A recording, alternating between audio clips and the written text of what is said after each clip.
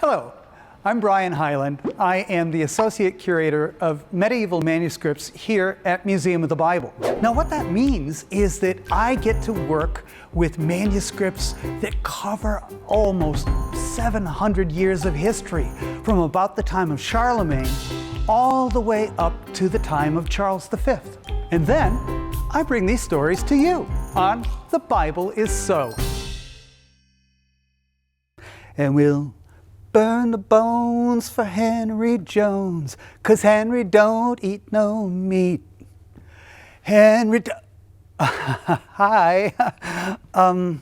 Welcome to the history floor of Museum of the Bible. I'm here today to talk about this lovely New Testament manuscript. It may look really perfectly innocent to you, but there was a time if you had this in your house, you were putting yourself and your family in terrible danger. Now, why would that be? Well, let's take a good close look at the beginning of the Gospel of Matthew. The rubrics say, "Nay, ye Gospel of Matthew." Wait a minute, that's not Latin, it's Middle English. You know all those quaint shops that are called Ye Old with a final E? It was never ye, but thee. And the TH was represented by a single letter called a thorn, which looks to us like the letter Y. So the nay is actually neth, as in, here beginneth the Gospel of Matthew. The text continues in black. The book of the generation of Jesu Christi, okay, some Latin, the son of David, the son of Abraham. This manuscript is a Wycliffite translation of the New Testament into Middle English. Now, John Wycliffe was a 14th century English theologian and philosopher, and he believed in making many reforms in the church. He questioned some of the theology of the church, but he also had a plan of making a translation of the entire Bible from the Vulgate Latin into English so it would be more accessible to the common people. Wycliffe died in 1384, but a group of his colleagues in Oxford continued the project into the 15th century. Meanwhile, politics in the state and in the church interfered with this plan. You see, in 1381, there had been a huge peasant rebellion in England, which is sometimes called Wat Tyler's Rebellion.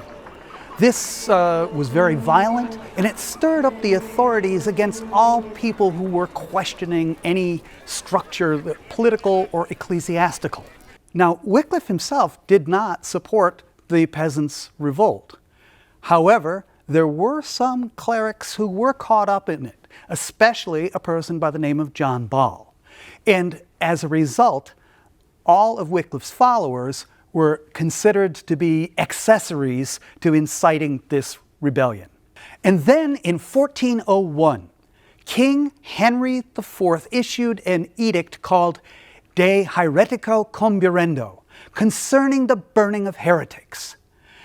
This was meant to suppress the Wycliffite ideas and their translations. Now, according to the terms of this edict, people had 40 days to hand over all their books, such as this New Testament. And if they failed to comply with the law, they could be burned at the stake as heretics.